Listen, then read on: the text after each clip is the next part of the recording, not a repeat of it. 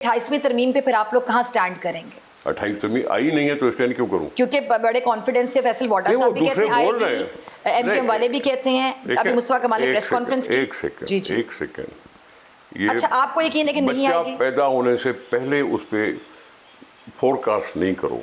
अभी आई नहीं सामने, इसलिए मैं 28 तरमीम को मानता ही नहीं। जब अच्छा आई सर, नहीं तो मैं क्या मानूं? अच्छा, ब्रेक से पहले मेरे साथ अली खुर्शीदी साहब जो कि अपोजिशन लीडर है सिंध असम्बली में एमकेएम से, वो मौजूद थे इसी प्रोग्राम में ब्रेक से पहले। वो बड़े कॉन्फिडेंस से कह रहे थे कि आएगी भी 28वीं तरमीम, और आई तो फिर आएगी तो पास होनी है उसने, या ऐसे ही ऐसा आएगी?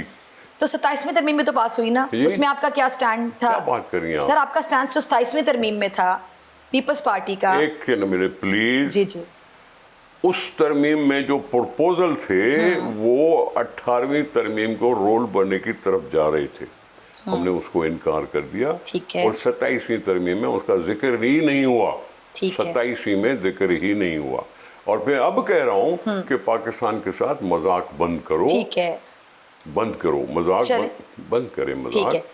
और 28वीं तरमीम बच्चों का खेल नहीं है। ठीक, अभी तो मुझे पता भी नहीं है कि उसमें क्या क्या होगा। चलें ठीक है, आगे चलते हैं। अब 27वीं तरमीम का जरा एक सवाल मेरे ज़हन में आता है। उसमें सदर आसिफ अली जरदारी साहब को जो ताहयात इस्तिस्ना मिला, और जो गवर्नर्स जब तक अपने ओहदे पे रहेंगे उनको इस्तिस्ना होगा, इस पर बड़ी तनकीद की जा रही है आपके मुखालिफिन की जानिब से। अब मेरा एक सिंपल सवाल ये है कि जिस तरह वज़ीर आज़म साहब ने इस्तिस्ने के लिए मना कर दिया, बात सुने, पीपल्स पार्टी की बड़ी कुर्बानी है, पीपल्स पार्टी ने बड़ी जेलें काटी हैं, पीपल्स पार्टी ने बेहद कुर्बानियां दी हैं। जवाब सुने, जी जवाब सुने। जरदारी साहब दूसरी दफा इलेक्टेड सिविलियन प्रेसिडेंट है जी, ठीक है, गवर्नर नॉमिनेटेड है, स्टेट के नुमाइंदे गवर्नर की सूरत में आए।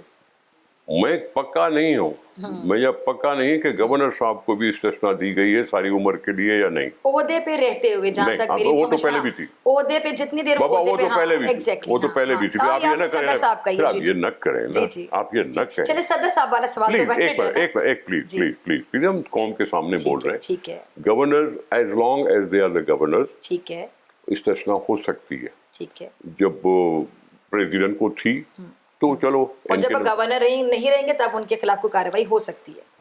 ये पहले भी था, ये पहले भी था। अब सिर्फ ये है कि एक प्रेसिडेंट साहब को सारी उम्र के लिए। फिर तो सर एक सवाल बनता है, फिर प्राइम मिनिस्टर को भी मिल जाना चाहिए था। उन्होंने खुद इनकार किया। हाँ, तो प्राइम मिनिस्टर का ओहदा भी तो एक बड़ा ओहदा होता है, इंतहाई बड़ा ओहदा होता है। ठीक है, बड़ा होता होगा, लेकिन उन्होंने खुद से वॉलंटरी इनकार किया। और जितनी कार्रवाइयां हमारे मुल्क में वज़ीर आज़म के खिलाफ होती रही वो रिकॉर्ड का, तो उन्होंने इनकार किया ना, तो मैं उसको जबरदस्ती क्यों दूं? ठीक है, चलें आगे चलते हैं। 28वीं तरमीम पे बात होगी, 27वीं तरमीम पे बात हो गई। इस्तिस्ना के हवाले से आपने अपने पॉइंट को जस्टिफाई कर दिया कि इलेक्टेड है, और अगर एक आईनी ओहदा है, बड़ा ओहदा है, तो उनका इख्तियार है, उनका राइट है कि वो इस्तिस्ना लें। जब एक को दे रहे हैं तो दूसरा भी कह सकता है ना। अच्छा सर, ये जो आपके जो प्रोजेक्ट्स हैं सिंध गवर्नमेंट के, उस पर अक्सर लोग बात करते हैं कि सिंध गवर्नमेंट के जो प्रोजेक्ट्स हैं वो थोड़ी सुस्त रवि का शिकार होते हैं। अब तो बड़ा कंपैरिजन स्टार्ट हो गया है, और हमारे ज़राए हमें ये बताते हैं कि बड़ा राइट होता है चेयरमैन साहब का कि अगर वो किसी की सरजनिश करें, किसी को डांटें या उनसे बात करें कि भाई ये चीज़ जैसे होनी चाहिए वैसे क्यों नहीं हो रही, तो एक दो लोग हैं जिनके हमारी एक इन्फॉर्मेशन के मुताबिक जिनकी सरजनिश की गई बाकायदा कि सुस्त रवि के शिकार क्यों है मंसूबे, इनको जल्दी होना चाहिए। और एक हेल्दी कंपटीशन है जिसमें मैं बिलावल साहब की तारीफ करूंगी कि अगर पंजाब में जो प्रोजेक्ट्स हैं वो जल्दी हो रहे हैं, पाया तकमील तक जल्दी पहुंच रहे हैं, तो सिंध में क्यों नहीं? मुझे पंजाब पे भी सवाल है। जी, तो सिंध में जो मंसूबे कुछ ऐसे हैं जो कि अभी सुस्त रवि का शिकार हैं। जी, मेरा जवाब सुन रहे। जी, आप लाहौर में होती हैं। जी, लेकिन मैं पाकिस्तान को फख्र करना चाहिए कि थरकोल प्रोजेक्ट इतना कामयाब प्रोजेक्ट है जो कहीं भी किसी और सूबे में नहीं है। ठीक, ये आप मान लें, दिल माने ना माने, लेकिन मान लें। सर पूरा पाकिस्तान हमारा है, सिंध में कुछ चीज कामयाबी होगी, बलूचिस्तान में, सुने तो सही, पंजाब में मैं सबकी तारीफ करूंगी। जी, हमने पब्लिक प्राइवेट पार्टनरशिप का कॉन्सेप्ट पाकिस्तान ने, सिंध ने डेवलप किया, ठीक है, जिसको शायद अब दूसरे सूबे भी ओन करना शुरू हुए हैं। ये जो पब्लिक प्राइवेट पार्टनरशिप, ठीक है, इसमें मुख्तलिफ इंफ्रास्ट्रक्चर के जो प्रोजेक्ट्स हैं وہ کمپلیٹ بھی ہوئے ہیں اور انڈر کمپلیشن بھی ہیں. جو شہروں کی ڈیولپمنٹ ہے وہ بھی ہوئی ہے. ٹھیک ہے. جو گاؤں میں کچھ بہتریاں آئی ہیں وہ بھی ہوئی ہیں کیونکہ روڈ انفراسٹرکچر بہتر ہوا ہے. ٹھیک ہے. ٹھیک ہے, ان کی سہولت ہوئی ہے.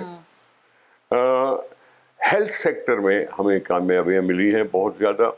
جب مفت علاج ہو جائے ہارٹ پیشنٹ کا, لیور پیشنٹ کا, کڈنی پیشنٹ کا, یہ تینوں مرض ہیں ایسے جو انسان کی زندگی کو ختم کر سکتے ہیں.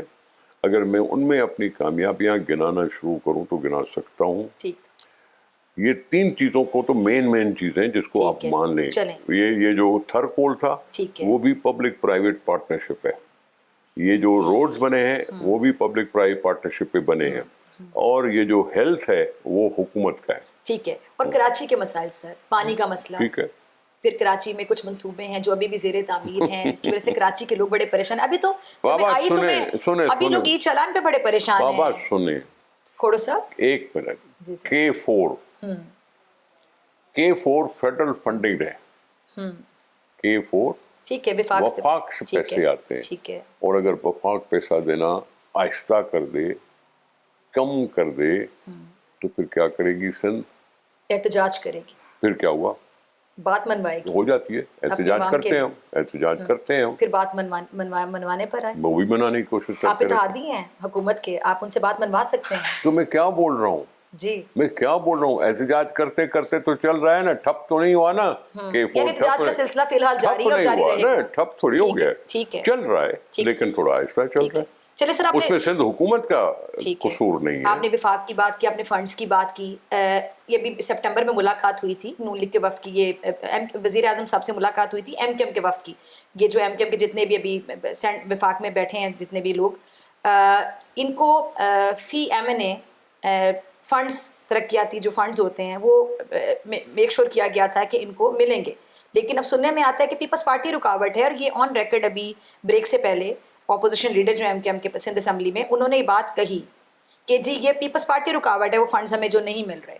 آپ اگری کرتے ہیں اس بات سے یا تردید کرتے ہیں؟ کیا مسئلہ کیا آ رہا ہے یہاں پر؟ کورٹوں نے اعلان کیا تھا کہ ایم پی ایز اور ایم این ایز کو فنڈنگ کیوں دیں, اسکیمیں بناؤ. یہ لفظ ہی غلط ہے کہ ایم این اے کو فنڈنگ ملی, یعنی ترقیاتی فنڈ کا لفظ بھی استعمال نہیں کرنا چاہیے. لفظ نہیں ہے. ٹھیک ہے, ٹھیک ہے. ایم این ایز اور ایم پی ایز ترقیاتی منصوبے اسکیمز پرپوز کر سکتی ہیں, ان کے جیب میں پیسے نہیں آتے. یہ جو آپ کہہ رہی ہیں ایک منٹ, آپ یہ نہ کہنا ایم این ایز کو فنڈ, بھائی ایم این اے کو فنڈ کو جیب میں رکھنے کے لیے تھوڑی دیے جاتے ہیں, ترقیاتی کاموں کے لیے دیے جاتے ہیں. نہیں پھر نہ کہو نا پھر یہ. ٹھیک ہے, اس کو تھوڑا سا واضح کر کے کہو کیونکہ لوگوں کو غلط فہمیاں نہ ہو, وہ لوگوں کو غلط فہمیاں نہ ہو. یہ ہے ہلکے کے لیے ملتے ہیں نا بابا, کیونکہ یہ ایم این اے اپنے ایریا کو ریپرزینٹ کرتے ہیں تو ان کو پتا ہے کہ اس ایریا میں کیا کیا خرابیاں ہیں, کیا کیا دور ہونی چاہیے. اس کو صرف مجھے اور کوئی اعتراض نہیں. ٹھیک ہے, صرف یہ کہو کہ ایم این ایز کو جو ترقیاتی اسکیموں کے لیے فنڈ دیتے چلے ایسے کہہ دیتے ہیں کہ ایم این ایز کو ترقیاتی اسکیموں کے لیے فنڈز دینے ہیں, جو اپنے حلقے میں جا کے وہ فنڈز لگائیں گے, عوام کی خدمت کریں گے, عوام کی خدمت کے جذبے سے جو بیٹھے ہوئے جا کے ایم این اے بن کے عوام کے اعتماد کے ووٹ سے مان کے بیٹھے ہوئے اسمبلیوں میں, وہ جو ترقیاتی فنڈ ہیں وہ اگر وزیر اعظم صاحب نے منظوری دے دی تو رکاوٹ پیپلز پارٹی کیوں ہے؟ اب جواب سنیں. اگر فنڈنگ ترقیاتی اسکیموں کے لیے دینی ہے تو اپوزیشن ہو یا حکومت ہو, سب کو ایک جتنے دو.